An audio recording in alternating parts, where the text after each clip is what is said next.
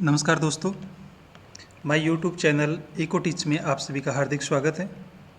मैं गजराज सिंह राठौड़, सहायक आचार्य अर्थशास्त्र, राजकीय महाविद्यालय राजसमंद से। आज हम पार्टीशन वैल्यूज अर्थात विभाजन मूल्य का अध्ययन करेंगे। इससे पहले जो हमारा लास्ट ऑनलाइन वीडियो जो हुआ था उसमें हमने मध्यका का अध्ययन किया था। मध्य का अर्थात मीडियन डेटा सीरीज को दो बराबर भागों में विभाजित करता है। यदि हमें डेटा सीरीज को दो से अधिक भागों में विभाजित करना हो तो ऐसी स्थिति में मध्य का इस समस्या का समाधान नहीं करता है, तो वहाँ पर हमें आवश्यकता होती है, वो विभाजन मूल्यों की आवश्यकता होती है। पार्टीशन वैल्यूज होता है वो डेटा सीरीज को दो से अधिक भागों में विभाजित कर देता है। तो इसके बारे में हम जानते हैं।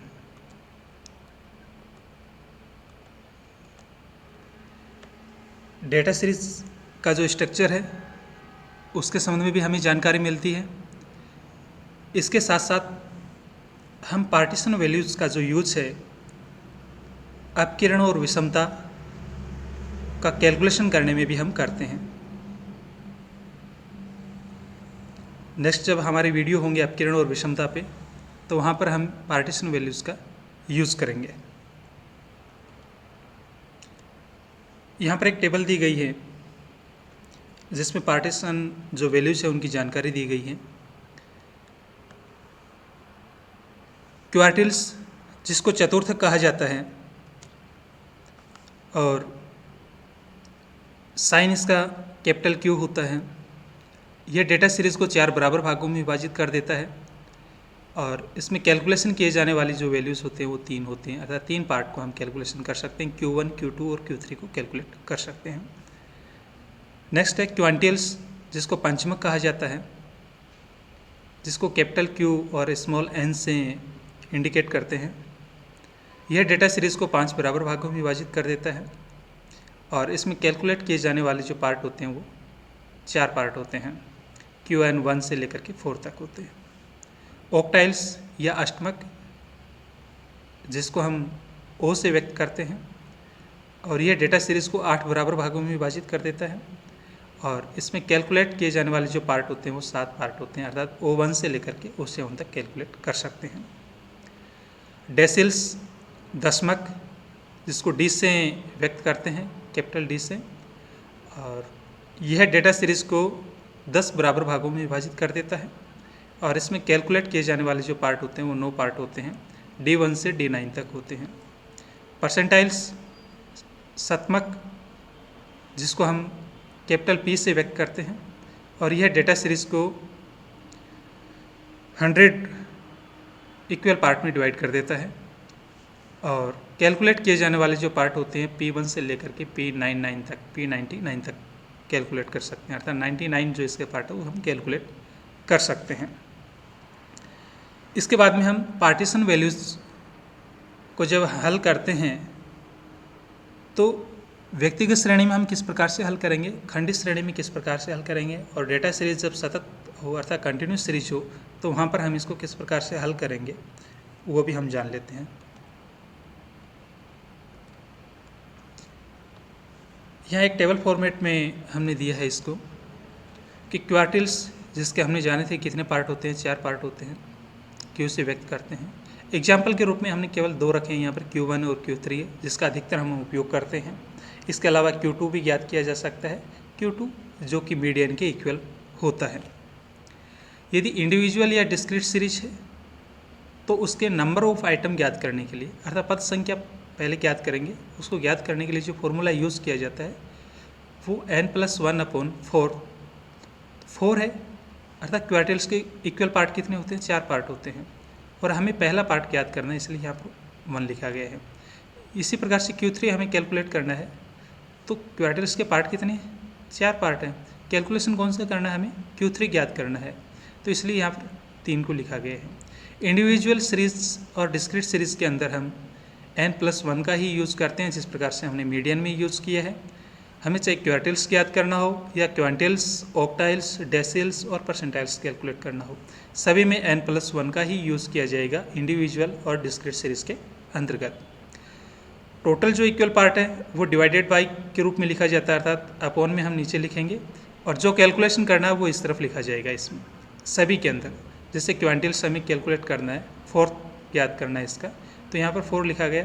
टोटल पार्ट क्वांटिल्स के कितने होते हैं, 5 है, वो 5 लिखा गया। इसी प्रकार से हमें डेसिल्स के अंतर्गत कितने इक्वल पार्ट होते हैं, 10 इक्वल पार्ट होते हैं। कैलकुलेशन कौन सा करना है हमें, 9 जो पार्ट है वो हमें कैलकुलेशन करना है, तो इसलिए 9 को लिखा गया है। परसेंटाइल्स के अंतर्गत जो कि 100 इक्वल पार्ट में डिवाइड करता है और हमें कैलकुलेशन 85 करना है, तो हमने 85 लिखा है। n+1 है, सभी में कॉमन रहेगा, यह इंडिविजुअल और डिस्क्रीट सीरीज़ के अंदर होता है। यहाँ हमने एग्जाम्पल के रूप में P12 और P85 को रखा है, ये P1 से लेकर के P99 तक हो सकता है। यदि सीरीज़ कंटिन्यूस सीरीज होती है तो वहाँ पर जो हम फॉर्मूला काम में लेंगे वो नंबर ऑफ आइटम ज्ञात करने के लिए n/4, जिस प्रकार से हम मीडियन के अंदर n/2 काम में लेते थे, क्योंकि 2 इसलिए लिखा जाए 2 बराबर भागों में डिवाइड करता है और क्वार्टिल्स वो 4 बराबर भागों में विभाजित करता है, इसलिए यहाँ पर 4 लिखा जाता है। तो पहला ज्ञात करना है इसलिए n/4 है, और तीसरा अगर हमें Q3 ज्ञात करना हो तो 3 × n डिवाइडेड बाई 4 है।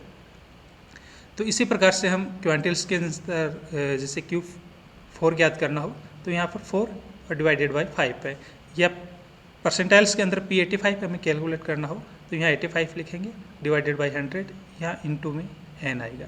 तो इंडिविजुअल और डिस्क्रीट सीरीज और कंटिन्यूस सीरीज, इसमें डिफरेंस से कैलकुलेशन में कहाँ आ रहा है, नंबर ऑफ आइटम्स जब हम कैलकुलेट करते हैं, नंबर ऑफ आइटम पद संख्या ज्ञात करेंगे तो यहाँ पर n+1 का काम में लेंगे इंडिविजुअल और डिस्क्रीट में, और कंटिन्यूस अर्थात सतत श्रेणी होगी वहाँ पर केवल n को ही यूज़ किया जाता है, शेष प्रोसेस सेम रहती है।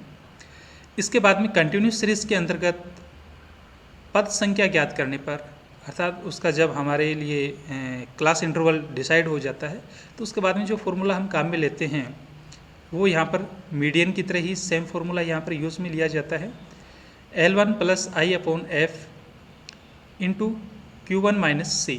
L1 अर्थात जो हमने क्लास इंटरवल डिसाइड किया है उसकी जो न्यूनतम सीमा है वो L1 होगी, लोअर लिमिट होगी, प्लस I क्या होता है, इसमें इंटरवल होता है, F इसमें फ्रीक्वेंसी होती है उस वर्ग की, और Q1 स्मॉल q1 लिखा गया है यहाँ पर, तो स्मॉल q1 है नंबर ऑफ आइटम जो हमने ज्ञात किया है वो यहाँ पर आएगा, और -c क्यूमुलेटिव फ्रीक्वेंसी है जो उस वर्ग से पूर्व वाले वर्ग की क्यूमुलेटिव फ्रीक्वेंसी है।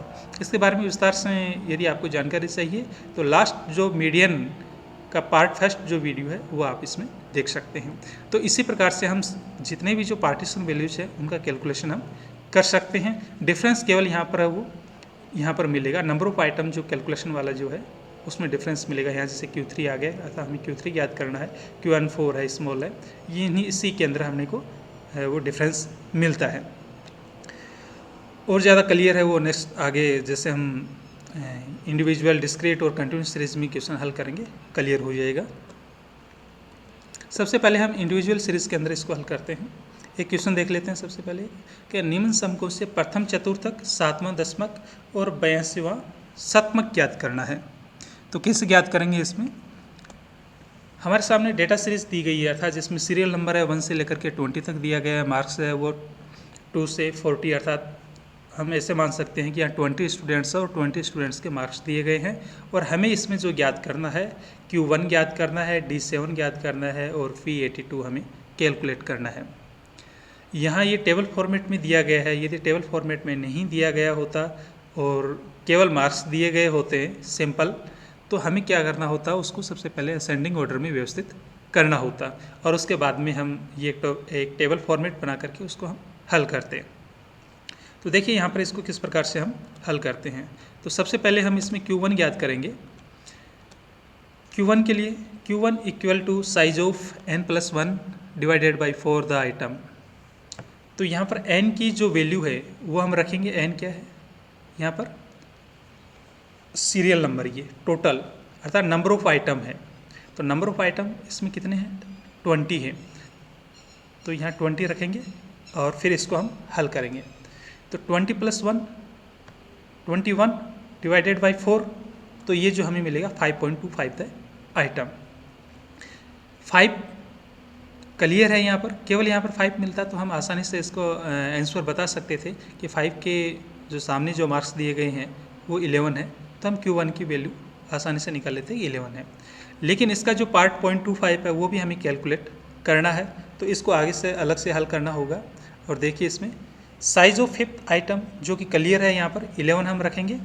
0.25 की कैलकुलेशन करने के लिए, अर्थात जो 5 से आगे का पार्ट हमें कैलकुलेट करना है, तो इसके लिए साइज ऑफ 6th आइटम है उसकी वैल्यू हमें रखनी होगी और साइज ऑफ 5th आइटम है उसको लेस करना होगा हमें।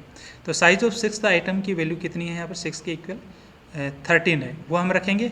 और साइज ऑफ 5th आइटम अर्थात हम 11 यहाँ पर रखेंगे और इसको हल करेंगे। तो साइज ऑफ 5th आइटम 11 है, 0.25 रखा। साइज ऑफ 6th आइटम अर्थात 6th आइटम का कितना है 13 है, वो हमने यहाँ पर 13 रखा। और साइज ऑफ 5th आइटम है तो 5th आइटम का कितना है 11 है, वो हमने रखा। अब इसको हल करेंगे, 13 में से 11 लेस करेंगे हमें 2 मिलेगा, 2 को 0.25 से मल्टीप्लाई करेंगे तो 0.5 मिलेगा। तो 11 प्लस 0.5 इक्वल हमें 11.5, अर्थात Q1 की जो वैल्यू है, फर्स्ट क्वार्टिल की जो वैल्यू है वो 11.5 हमें मिल जाती है। इसके बाद में हम परसेंटाइल में 82 का हम कैलकुलेशन कर लेते हैं। P82 का कैलकुलेशन किस प्रकार से करेंगे, फॉर्मूला वही रहेगा क्योंकि यहाँ पर इंडिविजुअल सीरीज है, डिफरेंस है वो 82 का यहाँ पर आ रहा है क्योंकि P82 याद कर रहे हैं। और यहाँ पर n में हम 4 के स्थान पर क्या लिखा है, हमने 100 लिखा है, क्योंकि परसेंटाइल के कितने पार्ट में डिवाइड होता है, 100 पार्ट में डिवाइड होता है, इसलिए यहाँ 100 लिखा गया। और हमने जो अभी Q1 याद किया था वहाँ पर 4 लिखा हुआ था, क्योंकि क्वार्टिल्स जो होता है, चतुर्थक होता है, वो 4 बराबर भागों में विभाजित होता है, इसलिए वहाँ पर हमने 4 लिखा था और यहाँ पर हमने 100 लिखा है। अब इसका कैलकुलेशन कर लेते हैं। n अर्थात पदों की संख्या कितनी है, 20 है, प्लस 1 21 को मल्टीप्लाई करेंगे 82 से और 100 से डिवाइड करेंगे तो हमें क्या मिला 17.22 द आइटम। यहाँ 17 है वो क्लियर है, लेकिन 0.22 का हमें कैलकुलेशन अलग से करना है। तो अलग से कैलकुलेशन करने के लिए ये फॉर्मूलेज के रूप में हम रख सकते हैं। साइज ऑफ 17th आइटम जो कि क्लियर हम टेबल में से देख करके लिखेंगे। 0.22 का कैलकुलेशन करने के लिए हम क्या करेंगे, क्योंकि 17 से आगे का पार्ट है तो साइज ऑफ 18th आइटम में से साइज ऑफ 17th आइटम को लेस कर देंगे तो हमें क्या मिल जाएगा, 0.22 का जो पार्ट है वो हमें मिल जाएगा और उसकी हम कैलकुलेशन क्या कर सकेंगे। तो देख लेते हैं इसी को, अभी जो टेबल हमने देखी है उसी टेबल को हम देख लेते हैं कि किस प्रकार से ये, इस टेबल के अंदर 17 का जो वैल्यू है वो यहाँ पर क्या रखा गया 30 है और 18 का क्या है 31 है, ये हमें ध्यान में रखना है। 17 का 30 है और 18 का जो है वो कितना है 31 है। तो यहाँ पर हम 17 का क्या रखेंगे 30 रखेंगे, साइज ऑफ 18 है यहाँ 31 रखेंगे, साइज ऑफ 17 आइटम यहाँ 30 रखेंगे और इसको हल कर लेंगे। तो 17 का कितना था 30 था, टेबल में हमने 30 रखा। 0.22 साइज ऑफ 18 आइटम क्या है 31 था टेबल में जैसा कि अभी हमने देखा था, और माइनस साइज ऑफ 17 आइटम अर्थात 30 को लेस कर देंगे। तो यहाँ पर जो डिफरेंस आया 1 का, 1 को 0.22 से मल्टीप्लाई करेंगे तो 0.22 ही हमें मिलेगा। तो 30 में 0.22 को ऐड कर देंगे तो हमें जो P82 की वैल्यू मिलेगी वो 30.22 हमें मिल जाती है। इसके बाद में हमें D7 का कैलकुलेशन हमें करना है, अर्थात 7वां जो दशमक है वो ज्ञात करना है। उसका हम सबसे पहले फॉर्मूला रखेंगे नंबर ऑफ आइटम कैलकुलेशन करने के लिए। फॉर्मूला सभी में इक्वली रहेगा, केवल यहाँ पर D है अर्थात दशमक है, इसलिए यहाँ 10 इक्वल पार्ट में डिवाइड करता है, इसलिए डिवाइड करेंगे हम 10 से। और कैलकुलेशन हमें 7वां करना है, इसलिए यहाँ पर हमने 7 रखा है, ये 7 से सेम रहता है इसमें। तो n की वैल्यू है वो कितनी है 20 है, तो वो हम रख देते हैं और 20 हमने रखा।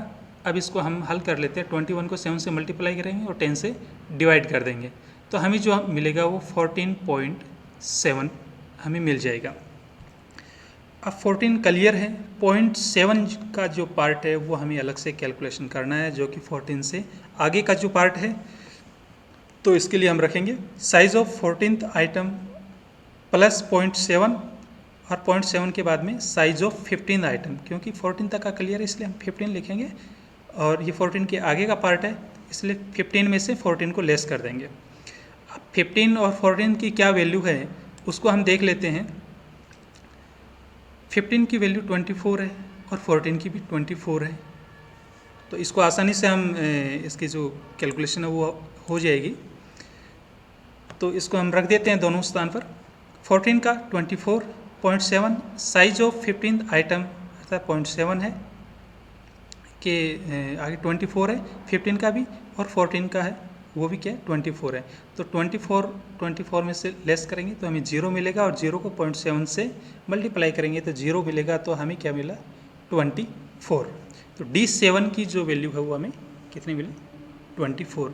तो इस प्रकार से हमने Q1 अर्थात प्रथम चतुर्थक ज्ञात किया, P82 अर्थात 82वां शतमक ज्ञात किया, D7 अर्थात 7वां दशमक को हमने कैलकुलेट किया। तो व्यक्तिगत श्रेणी में बहुत ही आसानी से हम इसका कैलकुलेशन कर सकते हैं। केवल आपको जो ध्यान में रखना है ये इसका फॉर्मूला ध्यान में रखना है जो बहुत ही आसान है। इसके बाद में हम इसको हल करते हैं खंडित श्रेणी के अंदर, डिस्क्रीट सीरीज में इसको किस प्रकार से हल किया जाता है। एक क्वेश्चन देख लेते हैं इसमें कि निम्न समकों से दोनों चतुर्थक 7वां अष्टमक और 12वां शतमक ज्ञात कीजिए। दोनों चतुर्थक अर्थात हमें Q1 भी ज्ञात करना है और Q3 भी ज्ञात करना है। इससे पहले वाला जो क्वेश्चन था उसमें केवल प्रथम चतुर्थक पूछा था, इसलिए हमें Q1 ही हमने ज्ञात किया, और जब दोनों चतुर्थक लिखे हो तो दोनों ज्ञात करने, और केवल चतुर्थक लिखा हुआ होता तो हम केवल Q1 और Q3 ही कैलकुलेट करते हैं। 7वां अष्टमक ज्ञात करना और 12वां शतमक। टेबल देख लेते हैं क्वेश्चन किस प्रकार से दिया गया है। x की वैल्यू दी गई है और उसकी फ्रीक्वेंसी दी गई है। तो यहाँ फ्रीक्वेंसी है इसलिए ये कौन सी है डिस्क्रीट सीरीज है यहाँ पर। तो इसको हम किस प्रकार से हल करते हैं, जिस प्रकार से हमने इंडिविजुअल सीरीज में इसको हल किए सेम वही प्रोसेस रहेगी। डिफरेंस है वो केवल हमें क्या है यहाँ क्यूमुलेटिव फ्रीक्वेंसी ज्ञात करनी होगी। वहाँ पर अलग से फ्रीक्वेंसी नहीं थी, यहाँ पर फ्रीक्वेंसी, इसलिए हमें क्यूमुलेटिव फ्रीक्वेंसी ज्ञात करनी होगी। और इसको हम देखते हैं कैसे हल करते हैं। x और f जो कि वैल्यू उसमें दी गई थी, जैसे क्वेश्चन में दी गई थी वैसा ही हमने यहाँ रखा है।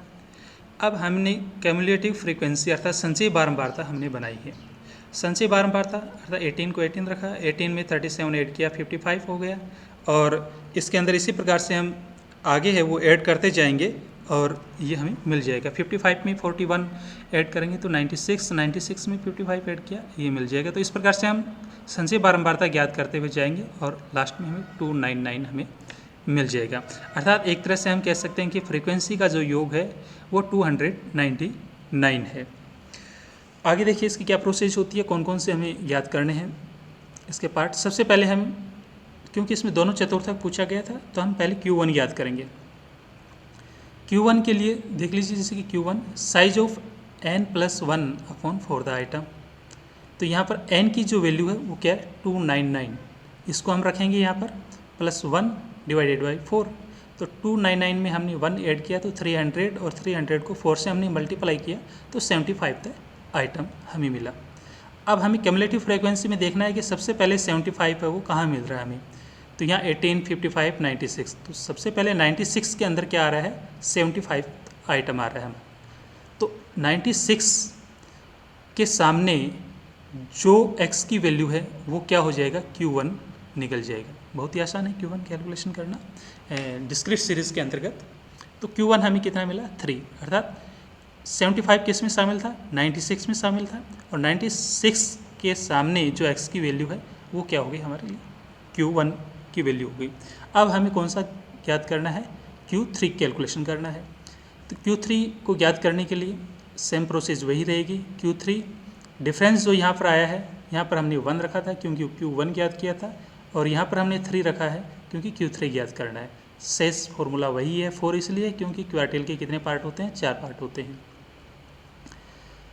n की वैल्यू जैसा कि यहाँ पर हम पहले भी रख चुके थे 299 है, उसको हमने रखा, और 300 को हमने 3 से मल्टीप्लाई कर दिया और 4 से डिवाइड कर दिया, तो हमें मिला 225 तय आइटम, अर्थात 225वां पद है वो हमें के इक्वल हमें कैलकुलेशन करना है। तो ये 225 किस में शामिल होंगे, सबसे पहले इसमें क्यूमुलेटिव फ्रीक्वेंसी में देखेंगे, और जहाँ सबसे पहले जिसमें शामिल होंगे उसके जो सामने x की वैल्यू होगी वो Q3 होगी।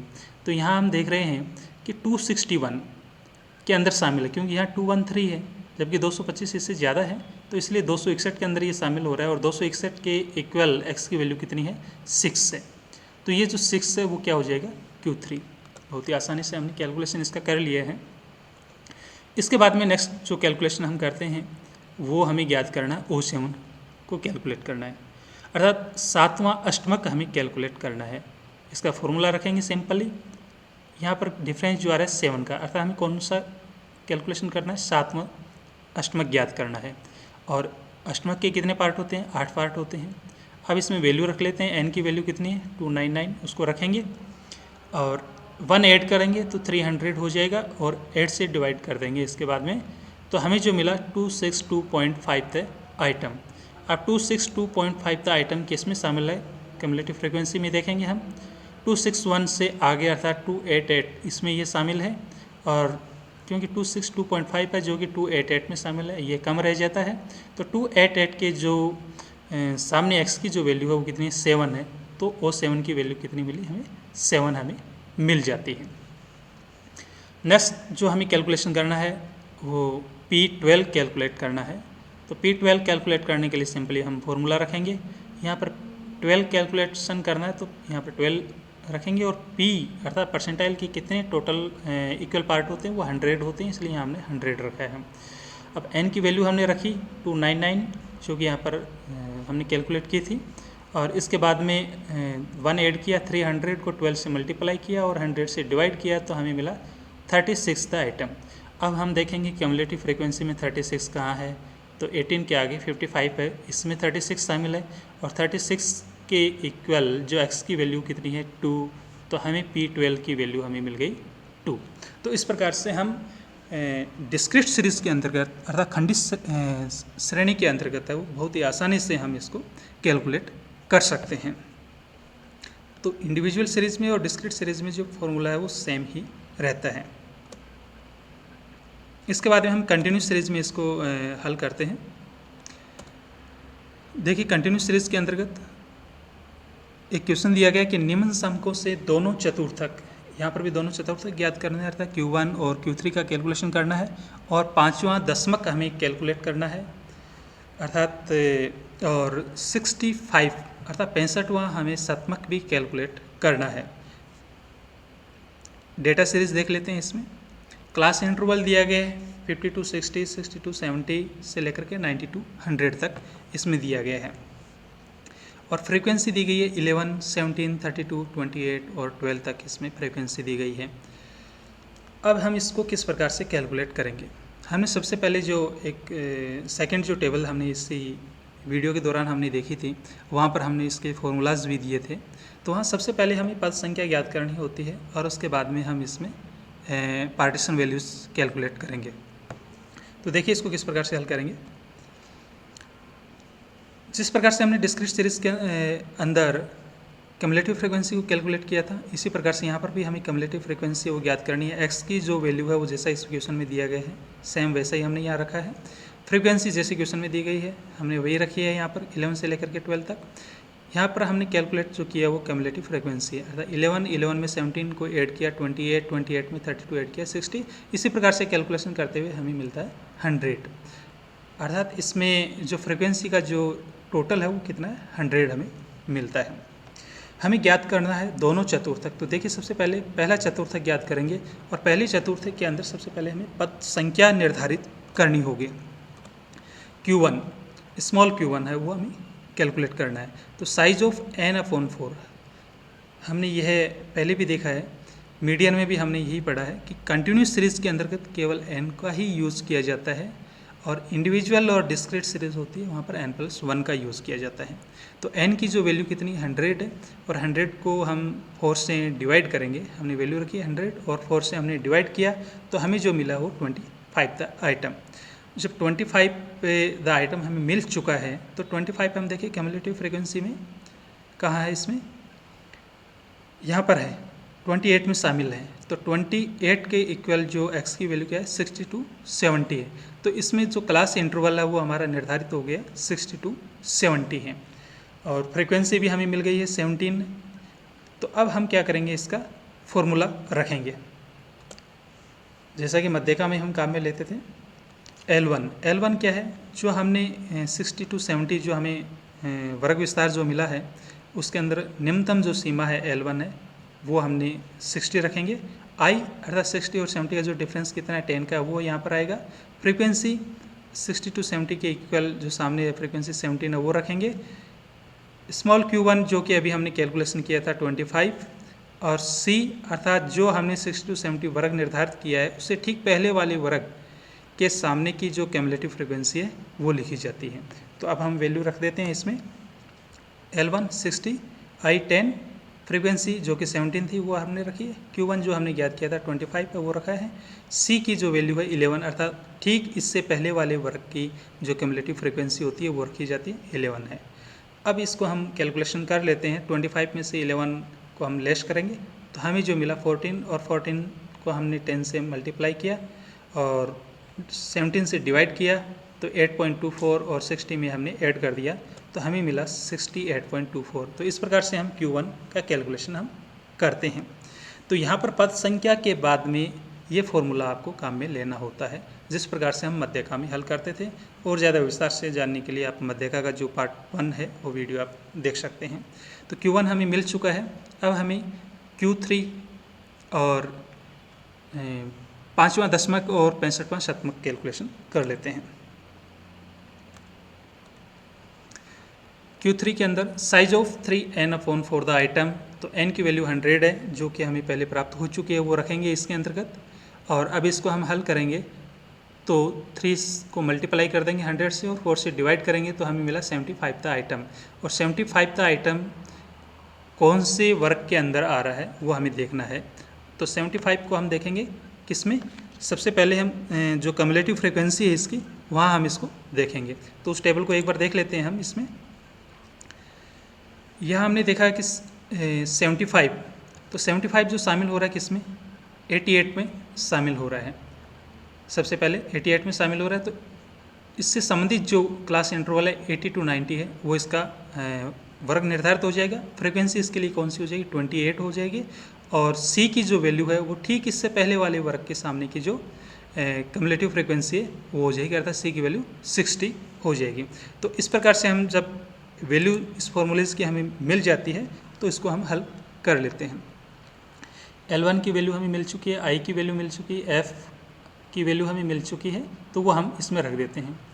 L1 क्योंकि इसमें जो क्लास इंटरवल डिसाइड हुआ था वो 80 टू 90, तो हम L1 है वो 80 है, अर्थात न्यूनतम सीमा 80 टू 90। डिफरेंस है वो I कितना है, 10 का है, वो 10 रखेंगे। उसके सामने जो फ्रीक्वेंसी कितनी थी, 28। 80 से 90 का जो वर्ग है उसके सामने की जो फ्रीक्वेंसी है 28 है। Q3 जो अभी हमने कैलकुलेशन की है 75 है वो रखेंगे। C अर्थात जो इससे पहले वाला वर्ग अर्थात 70 टू 80 का जो वर्ग है उसकी क्यूमुलेटिव फ्रीक्वेंसी है वो 60 है, वो हमने यहाँ रखी और इसको हम हल कर देते हैं। 75 में से 60 लेस करेंगे 15 को 10 से मल्टीप्लाई करेंगे, 28 से डिवाइड कर देंगे तो वो हमें मिलेगा 80 प्लस 5.36 और इसमें ऐड कर देते हैं तो Q3 की जो वैल्यू हमें मिली 85.36। तो इस प्रकार से हम Q1 और Q3 की वैल्यू है वो कैलकुलेट कर चुके हैं।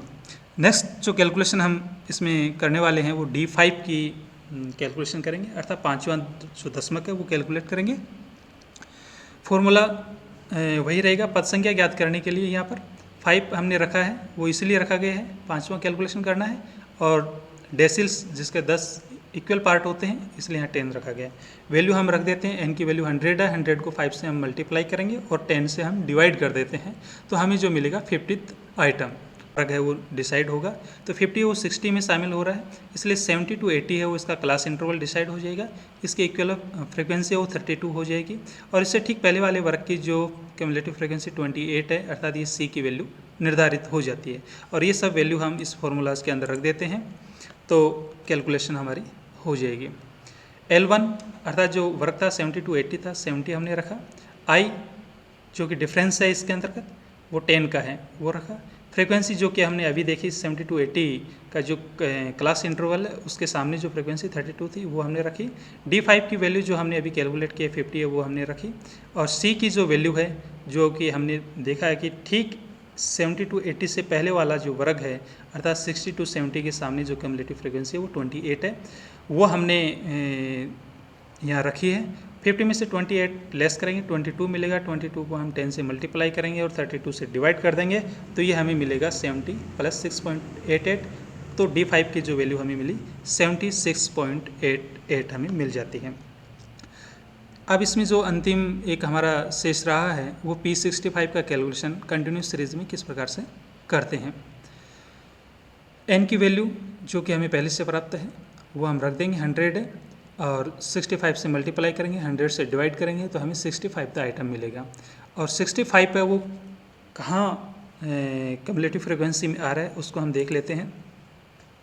तो 65 यहाँ पर जो 88 के अंदर शामिल हो रहा है, तो हमारा क्लास इंटरवल है वो डिसाइड हो चुका है। वर्ग विस्तार 80 to 90 है, फ्रिक्वेंसी है 28 डिसाइड हो चुकी है, और C की जो वैल्यू है वो अर्थात ठीक इससे पहले वाले वर्ग की कम्युलेटिव फ्रिक्वेंसी है वो 60 है, वो इसमें डिसाइड होती है।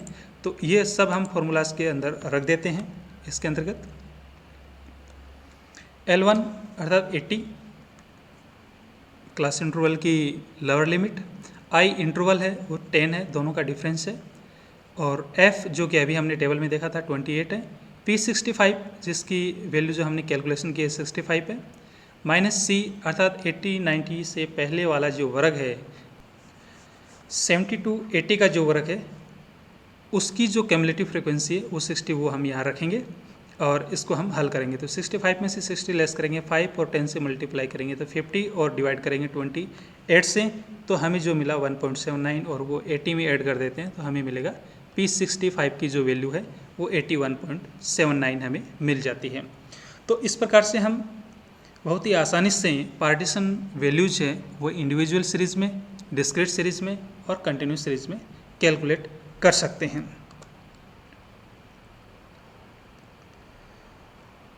धन्यवाद दोस्तों। यह वीडियो आपको अच्छा लगे तो अधिक से अधिक शेयर कीजिए ताकि अधिकतम स्टूडेंट्स लाभान्वित हो सके, और इस चैनल पर अपलोड किए जाने वाले वीडियो से निरंतर अपडेट रहना चाहते हैं तो आप इस चैनल को सब्सक्राइब भी कर सकते हैं, और कमेंट बॉक्स में भी आपका हार्दिक स्वागत है जहां पर आप इस वीडियो से संबंधित फीडबैक भी दे सकते हैं। और यदि आपको क्वेश्चन हल करने में किसी प्रकार की समस्या है तो वह भी आप कमेंट बॉक्स में लिख सकते हैं। नेक्स्ट जो वीडियो होगा वो हमारा बहुलक से संबंधित होगा, मोड पार्ट 1 होगा। धन्यवाद।